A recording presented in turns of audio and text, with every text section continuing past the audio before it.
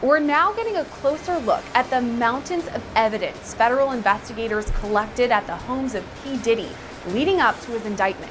This includes things like guns, ammunition, electronic evidence, and more than 1,000 bottles of baby oil and...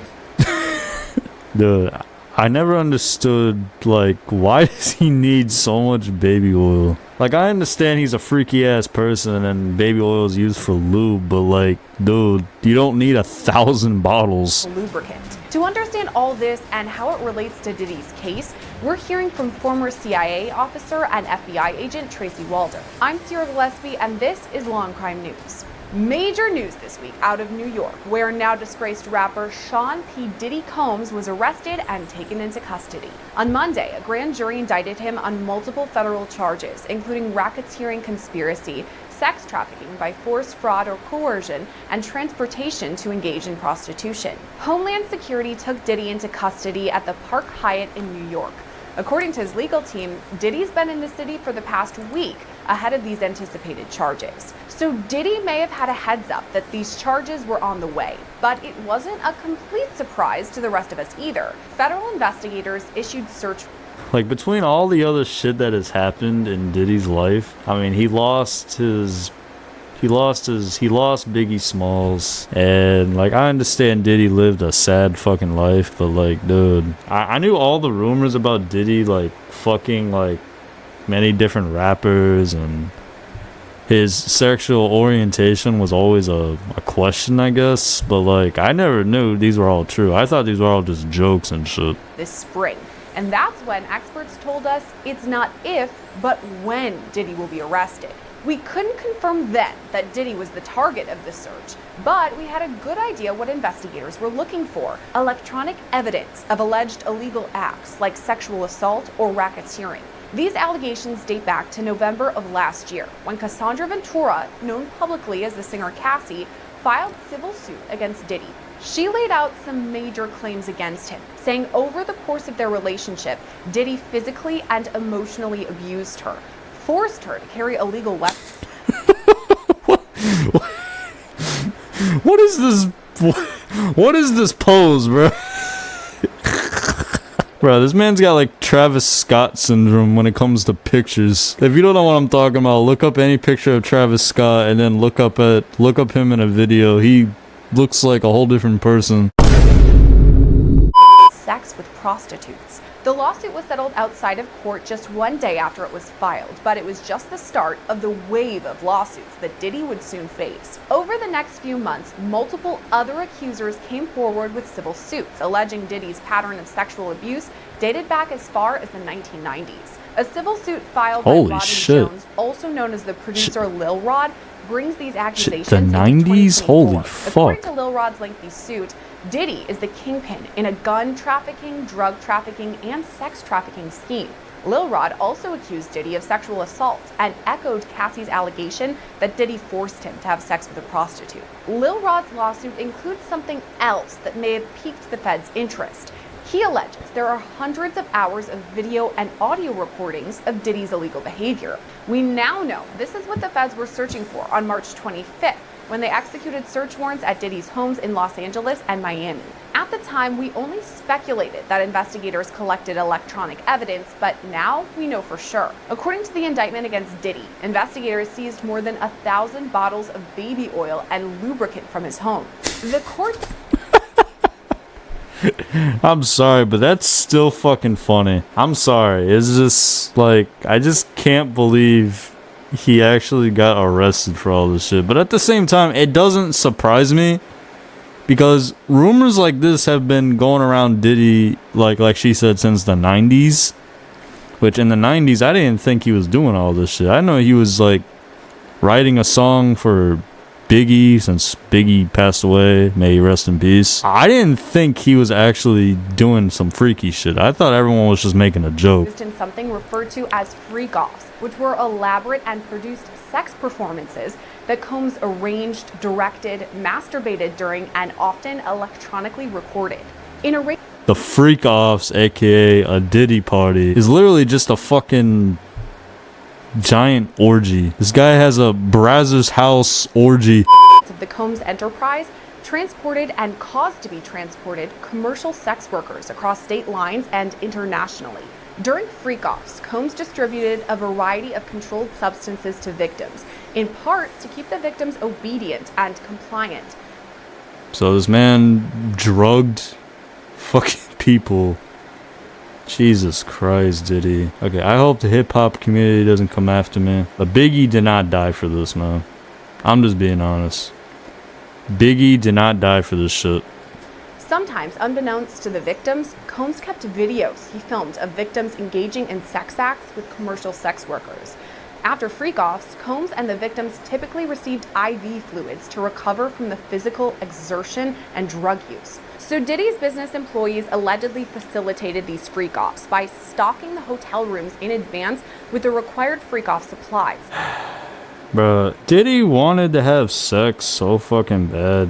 Why couldn't he just been a porn star? Like, I'm just being honest with you. Diddy might as well just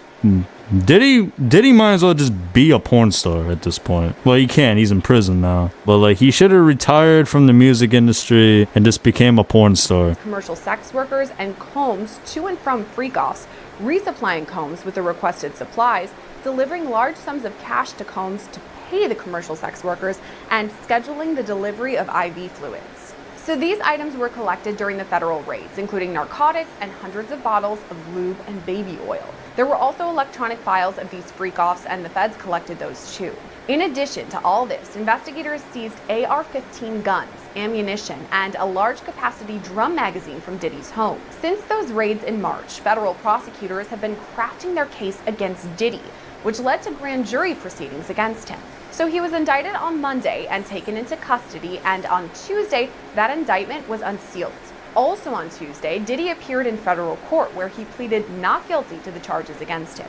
During the hearing, Diddy was also denied bail, a federal judge ruling he must remain in custody until trial. With all that in mind, let's take a closer look at what exactly the feds collected from Diddy's homes. For that, we turn to former CIA officer and FBI agent Tracy Walder. Yeah, what did he... indictment that just came down. What did they collect from his homes? Besides baby oil and electronic shit or whatever. Down. I know we were kind of expecting it to happen, but when it did, what were your thoughts? Yeah, I had expected, and I'd said before that I thought we'd get an indictment within 6 to 9 months. People weren't happy with me because they thought that was just too long. But it was almost exactly 6 months, actually, since the warrants were served on both of his homes. I think it's not a surprise to me because I'm glad he's being charged with this. I wholeheartedly thought that he would have a RICO, a racketeering charge. I knew that would be something that they would get him on. I was concerned that they wouldn't get him on human trafficking because sometimes that can be really difficult to prove. And I just always worry that those cases fall through the cracks and then justice isn't served for the victims. And so I was pleased to see that he was charged with that, so that hopefully he could be held accountable. If I talk to you about this, or maybe Jesse, but when that warrant was served back in March, the question was, is if they served the warrant, why can't they just arrest him? And again, as you mentioned, they probably didn't have enough evidence at that time to do so. What do you mean you didn't have enough evidence? You had enough witnesses, yes. But like, Jesus Christ, you should have taken this sooner. I mean, this has been going on since the 90s, and it's recently becoming a search about a year ago. Simultaneously, and in a surprising manner, they really had to prove one of two things, excuse me. The first being that evidence was imminently going to be destroyed, or that the lives of were in danger. Okay, I know this has nothing to do with Diddy, but this bitch is ugly as shit. Just being honest with you. This bitch looks like if a COD zombie fucking put makeup on. I believe that it was the former that they were probably able to prove, is that evidence may have been going to be destroyed, and that's why they served the warrants, and that's why they were able to serve the warrants, to preserve that evidence. I feel like a lot of us who don't have experience in the FBI or CIA, we just picture movies or TV shows when you see people come in and opening drawers and closets and going through everything. But what does it really look like when they're there on the ground serving these federal warrants? Yeah, I mean, Jesus Christ, they brought the whole truck from GTA 5 to raid this man's house. That's why they tore tore up couch cushions. That's why they made holes in walls. They were looking for flash drives, tiny devices where these things were stored. And so all of that is done methodically. It's all cataloged. And in a case like this, where you're not necessarily rushing, to put out a fire or something like that, it was all done in a very methodical way. You typically go through room by room to catalog all of that evidence. Taking a closer look at all that evidence, Diddy had 3 AR-15s seized during the federal raids that had been defaced. What do you think that would look like, though? Because weapons obviously are very dangerous. We don't want them to go off. How is that collected? This is somebody that Rockstar needs to put in their games just as a joke. Take the cartridge out of it and make sure that there are no rounds, obviously, in the chamber, and then disassemble it to be taken back as evidence. What's interesting is the AR-15s that they found. Some people have AR-15s. It's legal in some places, but they found that the serial number was scraped off of them, and that I thought was interesting because I don't know if Diddy didn't want those traceable to him or if he had received them on the black market. Knowing Diddy, he probably received them shits off the black market. I mean, this man is like hosting orgies in his fucking Brazzers edition, pretty much. Pornhub Brazzers edition. And this man's trying to protect his man will by fucking owning guns and shit. I wouldn't be surprised if this man bought it off the black market. We saw those federal charges for tampering with the weapon, where he, the alleged attempted assassin, scraped off or made not legible the serial numbers. So why is it that Diddy might not have received charges like that? So in terms of Mr. Ralph, that's the individual currently charged. And that, I believe those are just simply placeholder charges, if you want me to be honest with you. I don't think they're really going to move forward with those. I think they're going to go with... That's the guy who tried to kill Trump, bro. Jesus Christ. This guy looks like he's about to cry. Moment in time to keep him in custody. And so I think that's why you didn't see those with Diddy. These are much larger charges with Diddy. They don't need those kind of placeholder charges to keep him in jail until they can get more. So that's why I think you don't see those. As far as the AR-15s, ammunition, I know that they mentioned a drum magazine as well. Where are those stored now? Where does all of that go? An evidence locker of some sort, I'm assuming to the FBI. The FBI, their local office, will have an evidence locker that takes in all of that, catalogs it, and keeps it together basically on a case-by-case basis. It's all labeled based on a case. Another thing that was collected during all of this is narcotics. So there are illegal drugs like meth and also prescription drugs too. I'm wondering if federal investigators are going to look and track down who provided these to Diddy. Where was the source for these prescription or other street drugs that were in the homes? I think that that's a possibility, especially based on what we saw with Matthew Perry and the ketamine queen and the doctors and all the other, I think 5 individuals who were ultimately charged in that. They may be going on different sort of avenues in terms of charging. I don't think they're done in terms of charging. And I do think with this recent crackdown on this, that they very well may go after those individuals, whomever the suppliers were. Another thing that everyone seems to be talking about from this indictment is the 1,000 bottles of baby oil and personal lubricant that were collected between Diddy's 2 homes. Yeah, that's the biggest question. Like, why does this man need 1,000 bottles of fucking lubricant? Based on what was in the indictment regarding these freak-offs that's what they call them in here. I think that's what Diddy called them, quite frankly. The severity at which they were, the length and duration at which they were, I'm actually not surprised that that's what was collected ultimately from his home. It's absolutely horrific. The fact that some of these victims needed IV rehydration afterwards, couldn't go out because they were so injured. I'm sorry, this is just funny to me. Like, Jesus Christ, like, how long would these parties go on is the real question. Or these freak-offs, or whatever the hell they call them. Jesus, the point you need IVs to, like, basically, like, charge up more energy in your body? Like, what the fuck, bro? In March, all the way to the grand jury and indictment in September. So that's 6 months of prosecutors gathering evidence, investigators going through it, you said methodically, making sure that they have all their ducks in a row, so to speak. What would that part of it actually look like? Would they highlight or flag something that they thought would bolster the prosecution's case when they came across it?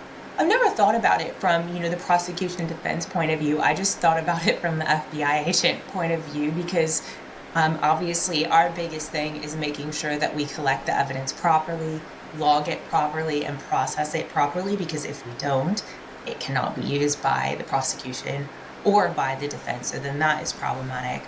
Also, the biggest thing, if you are looking at bringing someone up on charges, particularly federal ones, like, quote, Sean Diddy Combs is a music icon, self-made entrepreneur, loving family man, and proven philanthropist who has spent the last 30 years building an empire, adoring his children, and working to uplift the Black community. He is an imperfect person, but is not criminal. Yeah, I don't think any of those have to do with any type of... His attorney's stupid. Like, okay, this is what I don't understand. How do predators able to get lawyers? Because if I was a lawyer, I wouldn't even want to be near a predator. I would just say he's guilty. Just being honest with you. I mean, like, just imagine being a lawyer defending a predator. Like, do you know how, like, slow and stupid you have to be?